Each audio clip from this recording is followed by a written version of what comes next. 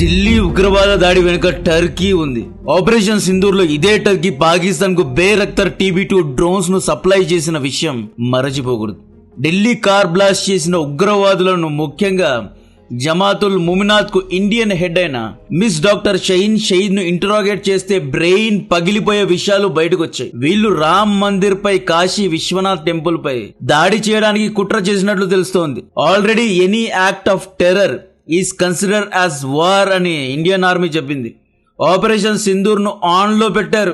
No time ను జారీ చేశారు. ఆర్మీ చీఫ్ ఆపరేషన్ సింధూర్ 2.0 చాలా పెద్దగా ఉంటుంది అనే హింట్ ఇచ్చారు.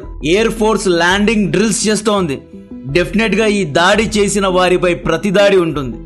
నవంబర్ 10th రోజు డాక్టర్ ఉమర్ తో పాటు ఇంకొక కార్ కూడా ఢిల్లీ చుట్టూ చక్కర్లు కొట్టిందంట. ఆ ఒక కార్ మాత్రమే బ్లాస్ట్ అయింది. ఇంకొక కార్ లో ఎక్స్ప్లోజివ్స్ ఉన్నాయి. సెకండ్ కార్ ఎక్కడుంది అని చెప్పి call logs, encrypted messages, Aadhaar links ను చెక్ చేస్తున్నారు. కార్ బ్లాస్ట్ జరిగిన ఫుటేజ్ నా దగ్గర వచ్చాయి. బ్లాస్ట్ చూడండి, ఫుల్ ట్రాఫిక్ మధ్యలో ఎలా బ్లాస్ట్ చేశాడో చూడండి. ఈ కార్ ను నవంబర్ 10th రోజు మధ్యాహ్నం 3 గంటలకు సున్హేరి మసీద్ లో ఆపాడు. ఈవినింగ్ ట్రాఫిక్ బాగా వచ్చినప్పుడు బ్లాస్ట్ చేశాడు.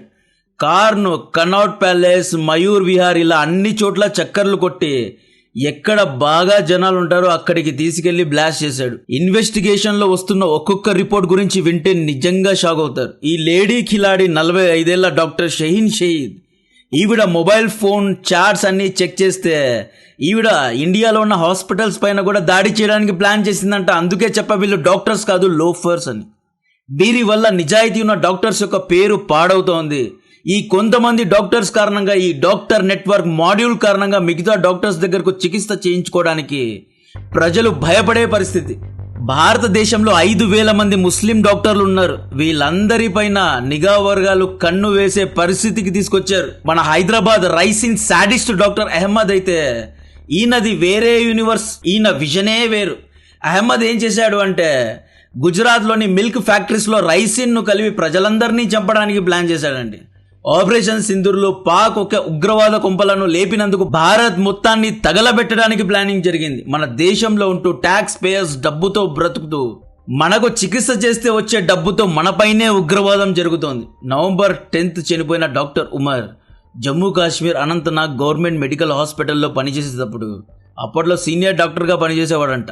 ఆ టైంలో ఒక రోగికి తప్పుడు చికిత్స ఇచ్చి చంపేశాడు. ఇతను ఒక హంతకుడు. జమ్మూ కాశ్మీర్ హాస్పిటల్ నుండి డాక్టర్ ఉమర్ను తీసివేస్తే అల్ ఫలా యూనివర్సిటీలో అసిస్టెంట్ డాక్టర్గా చేరాడు. అల్ ఫలా యూనివర్సిటీ అన్ని చోట్ల వినిపిస్తుంది కదా. అల్ ఫలా యూనివర్సిటీ లోపలే ఏదో జరుగుతోంది. ఈ టెర్రర్ మాడ్యూల్కు, ఈ నెట్వర్క్ మొత్తానికి మెయిన్ అండర్ గ్రౌండ్ ప్యాలెస్ ఏదైతే ఉందో అది అల్ ఫలా హాస్పిటలే అనిపిస్తోంది. వీళ్ళు ఎలా ఆపరేట్ చేస్తున్నారు అనే ఇన్వెస్టిగేషన్ జరుగుతోంది. బట్ డెఫినెట్ గా సెంటర్ పాయింట్ మాత్రం అల్ ఫలానే. అయితే వీళ్ళు సరిగ్గా ఎగ్జామ్ రాసి పాస్ అయ్యే వస్తున్నారా లేదా ఉగ్రవాదం చేయడానికి వస్తున్నారా అనే దాని మీద కూడా విచారణ జరగాలి. రామ్ మందిరం, Gauri Shankar temple, Ahmedabad milk factory, RSS head office, Azad Nagar fruit market, hospitals, railway stations, constitutional club చాలా పెద్ద ప్లానింగే చేశారు. అమోనియం నైట్రేట్ వ్యవసాయంలో ఎరువులాగా వాడతారు. It's and fertiliser.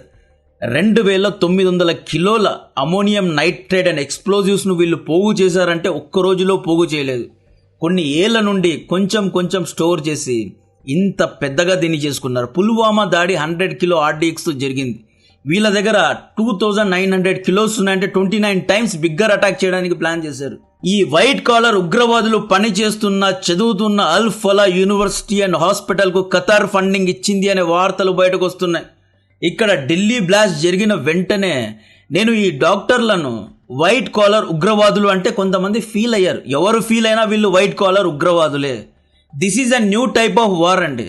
ఈ వీడియోలో టెక్నాలజీ, కెమికల్స్, ఎన్క్రిప్షన్స్ ను వాడి ప్రొఫెషనల్ ఉగ్రవాదం ఎలా చేస్తున్నారు అనేది చెప్తా. 1971లో ఇండియన్ ఆర్మీ సేఫ్టీ వాడి ఉంటే అసలు భూమి మీదే రాని బంగ్లాదేశ్ కనెక్షన్ కూడా ఢిల్లీ బ్లాస్ట్ ఇష్యూలో ఉన్నాయి. ఢిల్లీ కార్ బ్లాస్ట్ కు బీజం పడింది 2019లో. 2019లో మనందరికీ తెలుసు టెలిగ్రామ్ యాప్ అనేది సెన్సేషన్ క్రియేట్ అయింది. అప్పట్లో మూవీస్ ను డౌన్లోడ్ చేయడానికి టెలిగ్రామ్ యాప్ ను వాడేవారు. టెలిగ్రామ్ అనేది రష్యన్ యాప్. 2019లోనే 300 మిలియన్ యూజర్స్ తో ఈ యాప్ దూసుకుపోయింది అన్నమాట. ఈ యాప్ లో ఫర్జదాన్ ఈ దరుల్ ఉలూమ్ అనే ఒక గ్రూప్ ఉంది.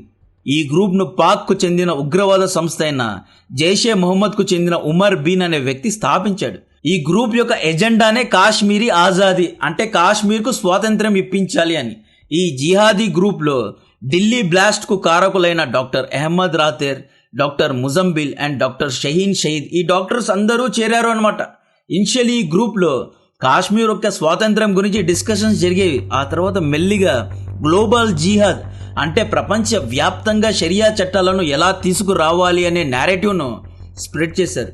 బ్రెయిన్ వాషింగ్ కార్యక్రమాలు జరిగాయి, రాడికలైజేషన్ చేశారు, భారతీయుల పట్ల విషాన్ని నింపారు, మనకు వ్యతిరేకంగా ప్రోపగండా చేశారు. ఆ తర్వాత November 10th రోజు కార్ బ్లాస్ట్ చేసుకుని చనిపోయిన డాక్టర్ ఉమర్ అండ్ ఫరీదాబాద్లో 2900 కిలోల అమోనియం నైట్రేట్తో పట్టుబడిన డాక్టర్ ముజంబిల్, ఈ ఇద్దరు టర్కీకు వెళ్లారు. టర్కీలో కూర్చున్న హ్యాండ్లర్స్ వీళ్ళకు ట్రైనింగ్, లాజిస్టిక్స్ అండ్ డబ్బులు అన్ని ఇచ్చారు. ఎలా అటాక్స్ చేయాలో ఎక్స్ప్లెయిన్ చేశారు. ఆ తర్వాత doctor Muzammil and team white collar ఉగ్రవాదుల బ్యాచ్ ఫరీదాబాద్, సహరన్పూర్, న్యూఢిల్లీ ఇలా వేరు చోట్లకు స్ప్రెడ్ అయ్యారు. వీళ్ళు తమ కమ్యూనికేషన్స్ మొత్తాన్ని టెలిగ్రామ్, సిగ్నల్ వంటి ఎన్క్రిప్టెడ్ యాప్స్ ద్వారా చేసేవారు. November 10th బ్లాస్ట్ సమయంలో కూడా డాక్టర్ ఉమర్ సాయంత్రం 3:52 నుండి 6:50 మధ్య కాలంలో టర్కీ, పాకిస్తాన్లో కూర్చున్న హ్యాండ్లర్స్తో టెలిగ్రామ్, సిగ్నల్ వంటి ఎన్క్రిప్టెడ్ యాప్స్తో అండ్ కీబోర్డ్ మొబైల్స్ ఉంటాయి కదా, నోకియా మొబైల్స్, పాత మొబైల్స్, అలాంటి మొబైల్స్తో చాటింగ్ చేశాడు, ఫోన్లో మాట్లాడాడు. నేను నిన్న వీడియోలో టెలిగ్రామ్ యాప్స్ను భారత నాయకులు బ్యాన్ చేయాలి అని చెప్పా కదా. మనం చాలా పెద్ద తప్పు చేస్తున్నాం అనిపిస్తోంది. ఫస్ట్ ఈ ఎన్క్రిప్టెడ్ యాప్స్ను బ్యాన్ చేయాలి. ఒక డాక్టర్ టెలిగ్రామ్ ద్వారా ప్రొటెస్ట్ చేయించాడు అని చైనా టెలిగ్రామ్ను బ్యాన్ చేసింది. క్రైమ్స్ పెరిగిపోతున్నాయని చెప్పి 2025లో వియత్నాం టెలిగ్రామ్ను బ్యాన్ చేసింది.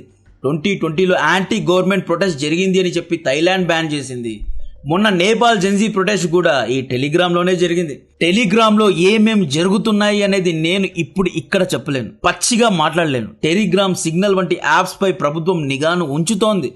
వి నో దట్ ప్రభుత్వం యొక్క నిఘా ఉంది. అయితే ఈ యాప్స్ చాలా తెలివిగా తయారు చేశారంటే సెండర్, రిసీవర్ వీళ్ళిద్దరి దగ్గరే ఎన్క్రిప్టెడ్ కీ ఉంటుంది. టెలిగ్రామ్ ఓనర్ దగ్గర కూడా ఎటువంటి మెసేజెస్ వెళ్ళాయి అనేది తెలియదు. End to end encrypted app ఇది. అందుకే చెప్పా, this is and professional terrorism. ప్రొఫెషనల్గా ఎన్క్రిప్షన్స్ను వాడి ఉగ్రవాదం చేస్తున్నారు. టెలిగ్రామ్ యాప్ అనేది రష్యన్ యాపే. Russia is our time tested friend. But రీసెంట్గా రష్యానే ఈ యాప్లో వీడియో అండ్ వాయిస్ కాల్స్ను బ్యాన్ చేసిందంటే మనం ఎందుకు చేయడం లేదు? ఈ యాప్ ఫౌండర్ పవెల్ దురుమ్ అనే వ్యక్తిని ఫ్రాన్స్ అరెస్ట్ చేయాలి అనుకుంది. ఎందుకంటే ఫ్రాన్స్ యొక్క గవర్నమెంట్ పాలసీస్కు అగెయిన్స్ట్గా యాప్ను తయారు చేశారు. ఫ్రాన్స్లో మొన్న ప్రొటెస్టులు జరిగాయి, ఫ్రాన్స్ తగలబడిపోయింది కదా, దానికి కూడా వన్ ఆఫ్ ద రీజన్ టెలిగ్రామే. టెలిగ్రామ్ ఓనర్ రష్యాలో ఉంటాడు, దుబాయ్లో ఉంటాడు. ఫ్రీ స్పీచ్ అండ్ గవర్నమెంట్ పాలసీస్కు వ్యతిరేకంగా ఇతను ఈ యాప్ను తయారు చేశాడు. Crypto, illegal trading, porn, prostitution, betting, gambling ఇవన్నీ టెలిగ్రామ్లో జరుగుతాయి. ఇప్పుడు ఫ్రెష్గా వైట్ కాలర్ ఉగ్రవాదులకు టెలిగ్రామ్ ఒక ప్లాట్ఫామ్ లాగా మారిపోయింది.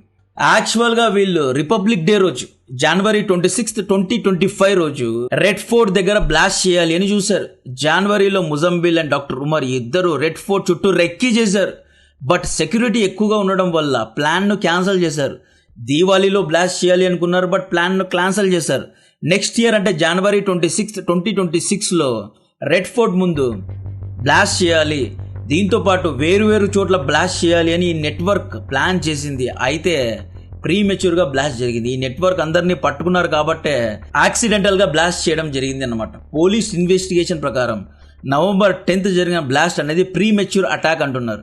ఈ కార్ బ్లాస్ట్లో ammonium nitrate and fuel oil అంటే ANFO అనే ఒక మిక్స్డ్ RDXను వాడి బ్లాస్ట్ చేశారు. యాక్చువల్లీ 11 days బ్యాకే ఈ కార్ను అల్ ఫలా యూనివర్సిటీ దగ్గర పార్క్ చేశారు. ఎప్పుడైతే డాక్టర్ ముజంబిల్, డాక్టర్ షహీన్ షహీద్ ఈ బ్యాచ్ అందరూ అరెస్ట్ అయ్యారు కదా, దీంతో డాక్టర్ ఉమర్ హుటాహుటిన ఏం చేశాడు, అల్ఫలా హాస్పిటల్ నుండి బండి తీసి ఢిల్లీకు తీసుకెళ్లాడు. ఢిల్లీ సునేరి మస్జిద్ దగ్గర ఆపాడు.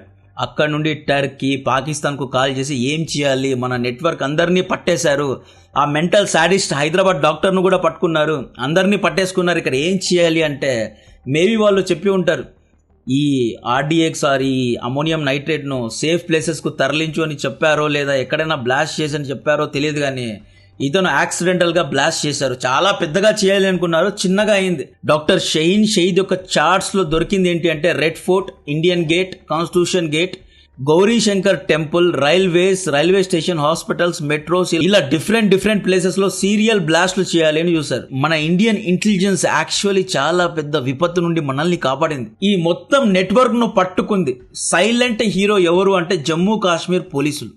వీళ్ళను సెల్యూట్ చేయాలి. ఒకే ఒక చిన్న క్లూతో పెద్ద నెట్వర్క్ ను ఎలా పట్టుకున్నారో తెలుసా? డాక్టర్ అహ్మద్ రాథేర్ ఈ వ్యక్తి ఏం చేశాడు అంటే శ్రీనగర్ కు వెళ్లి జైషే మొహమ్మద్ పోస్టర్ ను అంటించాడు. ఒక పోస్టర్ ను అంటించాడు. సీసీటీవీ ఫుటేజ్ లో ఈ పోస్టర్ అంటించింది ఎవరు అని చెక్ చేసి డాక్టర్ అహ్మద్ రాథేర్ నుండి ముజంబిల్ ను, హైదరాబాద్ లో ఉన్న సాడిస్ట్ డాక్టర్ ను, రైజిన్ నెట్వర్క్ ను, డాక్టర్ నెట్వర్క్ ను, ఫరీదాబాద్ మాడ్యూల్ ను, టెలిగ్రామ్ గ్రూప్స్ ను, టర్కీ వరకు వెళ్లారండి. చిన్న పోస్టర్ క్లూతో ఎంత పెద్ద నెట్వర్క్ ను పట్టుకున్నారు అంటే వీటన్నిటికీ కారణం జమ్మూ కాశ్మీర్ పోలీసులే. జమ్మూ కాశ్మీర్ పోలీసులు అక్కడితో ఆగలేదు. వీళ్ళు హర్యానా ఫరీదాబాద్ కు వెళ్లి డాక్టర్ ముజంబిల్ ను అరెస్ట్ చేశారు.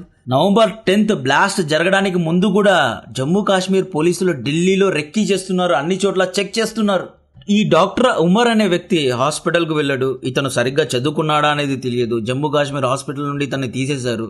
ఇతని వేషభూష చూస్తుంటే ఇతను ఎక్కడా జిహాదీలా లేడు. కాశ్మీర్ లో షరియా చట్టాన్ని స్థాపించాలి అని చూస్తున్నాడు కదా, బట్ ఇతని వేషభూష చూడండి, ఇతని అటైర్ చూడండి. గడ్డం లేదు, స్పెక్స్ పెట్టుకున్నాడు, న్యూ ట్రెండ్ హెయిర్ స్టైల్, చిన్న హెయిర్ స్టైల్ వేసుకున్నాడు. ఇప్పుడు ట్రెండ్ హెయిర్ స్టైల్ ఇది. లైట్ గా గడ్డం పెట్టాడు, టీ షర్ట్ వేసుకున్నాడు. షరియా చట్టాన్ని పాటించేవాడు నువ్వు ఎలా ఉండాలి? గడ్డం పెట్టుకోవాలి, ట్రెడిషనల్ దుస్తులు వేసుకోవాలి. ఏదో జరిగింది. డాక్టర్ ఉమర్ అనే వ్యక్తి డబ్బుల కోసమే దీంట్లో దిగాడు. It's actually and trap. Actually ఇంతకు ముందు ఉగ్రవాదులు అంటే ఎక్స్ట్రీమ్ గా ఉంటారు. చిన్న పిల్లటూర్ల నుండి, పిఓకేలో చిన్న పల్లెటూరు, డబ్బులు ఉండవు, రైట్, వాళ్ళ దగ్గర డబ్బులు ఉండవు, ఫ్యామిలీ ఇష్యూస్ ఉంటాయి. అలాంటి వారు చదువు సరిగ్గా ఉండదు, మద్రసాలో చదువుకుని ఉంటారు. అలాంటి వారి బ్రెయిన్ వాష్ చేస్తారు. ఆ తర్వాత వాళ్లకు AK-47 గన్ ఇచ్చి కాశ్మీర్ లో చొరబడేలా చేస్తారు. లక్కీలీ బార్డర్ దాటిపోయారు, ఇండియన్ ఆర్మీకి దొరకలేదు అంటే కాశ్మీర్ లోపల వీళ్ళు ఉగ్రవాదం చేస్తూ ఉంటారు, రైట్. అలాంటి వాళ్లకు టెక్నికల్ నాలెడ్జ్ అంతగా ఉండదు, వాళ్ళు డైరెక్ట్ గా అటాక్ చేస్తారు అనమాట. బట్ ఈ డాక్టర్స్ ఎలా అంటే వీళ్ళకు టెక్నికల్ నాలెడ్జ్ ఉంటుంది. వీళ్ళకు డబ్బులు ఎరగా వేస్తే they do a huge attack అనమాట. Professional terrorism. వీళ్ళకు టర్కీకు ట్రిప్స్ ఇస్తారు, టర్కీలో ట్రైనింగ్ అంటారు, ఖతార్ లో ట్రైనింగ్ అంటారు, సౌదీ అరేబియాలో ఏదో కల్చరల్ మీటింగ్ అంటారు. ఈ విధంగా డిఫరెంట్ గా ప్రొఫెషనల్ లెవెల్లో వీళ్ళను ట్రాప్ చేసి ఇంత పెద్ద దాడి చేయాలని చూసారు. Luckily we have saved many blast అండి. వీళ్ళ దగ్గర 20 to 66 టైమర్స్ ఉన్నాయి. మినిమం 20, మాక్సిమం 66 టైమర్స్ ఉన్నాయి. అంటే 66 చోట్ల వీళ్ళు ప్లాన్ చేశారు. బంగ్లాదేశ్ యొక్క కనెక్షన్ ఏంటి అంటే బంగ్లాదేశ్ గురించిన ఇంకొక స్టోరీ ఉంది. హిజ్బుల్ ముజాహిదీన్ యొక్క లీడర్ అయిన హఫీజ్ సయీద్ ఏం చేశాడు అంటే హఫీజ్ పాకిస్తాన్ నుండి తమ యొక్క నెట్వర్క్ ను, తమ ఉగ్రవాదులందరినీ బంగ్లాదేశ్ లో షిఫ్ట్ చేశాడంట. సో ఒక పక్క నుండి మసూద్ అజర్ పాకిస్తాన్ నుండి అటాక్ చేస్తే బంగ్లాదేశ్ నుండి హఫీజ్ సయీద్ అటాక్ చేయనున్నాడు. సో హఫీజ్ సయీద్ కూడా ఈ ఢిల్లీ నెట్వర్క్ లో ఇన్వాల్వ్ అయి ఉన్నాడు. లాజిస్టిక్ పరంగా యుద్ధ ఆయుధాలను సప్లై చేయడంలో హఫీజ్ సయీద్ యొక్క హ్యాండ్ ఉంది. ప్రస్తుతం మొహమ్మద్ యూనిస్ తాత్కాలిక ప్రభుత్వాన్ని బంగ్లాదేశ్ లో స్థాపించాడు. మొహమ్మద్ యూనిస్ ఏం చేశాడు అంటే తాను లీడర్ అయిన తర్వాత అన్సరుల్లా బంగ్లా, జమాతే ఇస్లాం ఈ 2 ఉగ్రవాద సంస్థలకు ఫ్రీ హ్యాండ్ ఇచ్చాడు. వీరి యొక్క లీడర్స్ ను జైలు నుండి విడిపించాడు. షేక్ హసీనా ఉన్నప్పుడు ఈ 2 ఉగ్రవాద సంస్థల పైన బ్యాన్ ఉండేది. మొహమ్మద్ యూనిస్ ఈ బ్యాన్ ను తీసివేశాడు. యాక్చువల్లీ స్టూడెంట్ ప్రొటెస్ట్ లో ఈ 2 గ్రూప్స్ మొహమ్మద్ యూనిస్ కు సపోర్ట్ చేశారు అన్నమాట. ఇతను తన ఆఫీస్ మొత్తాన్ని షిఫ్ట్ చేసిన తర్వాత నార్త్ ఈస్ట్ లో కూడా ఉగ్రవాదం అనేది పెరుగుతుంది. సో ఈ విధంగా చాలా పెద్ద ప్రమాదం నుండి మనం తప్పుకున్నాం. సో దీని గురించిన మరిన్ని అప్డేట్స్ ఇస్తూనే ఉంటా. Last but not least, Qatar, Arab దేశాలు అల్ ఫలా వంటి యూనివర్సిటీ అండ్ ట్రస్టులకు ఫండింగ్ చేయడం నిజంగా బాధ కలిగిస్తుంది. ఖతార్ ఒకప్పుడు విజనరీగా ఉండేది. ఫుట్బాల్ గ్రౌండ్స్ ను తయారు చేసేది, టెక్నాలజీ అనేది, డెవలప్మెంట్ అనేది. ఇప్పుడు ఏమైందంటే ఖతార్ ఒక బ్రోకరేజ్ సెంటర్ లాగా అయిపోయింది. హమాస్, ఇజ్రాయెల్ యుద్ధం మధ్య మీడియేషన్ చేయడం, ఆఫ్ఘనిస్తాన్, అమెరికా మధ్య మీడియేషన్ చేయడం, పాకిస్తాన్, ఆఫ్ఘనిస్తాన్ యుద్ధం జరిగిందా, మీడియేషన్ చేయడం, ఇండియా పాకిస్తాన్ యుద్ధం జరిగిందా, మీడియేషన్ చేయడం, అండ్ ఉగ్రవాదులకు ఆశ్రయం ఇవ్వడం. హమాస్ యొక్క పెద్దలు దోహాలో ఉంటారు. ఆఫ్ఘనిస్తాన్ లో ఉగ్రవాదం చేసే ఐసిస్ పెద్దలు దోహాలో ఉంటారు.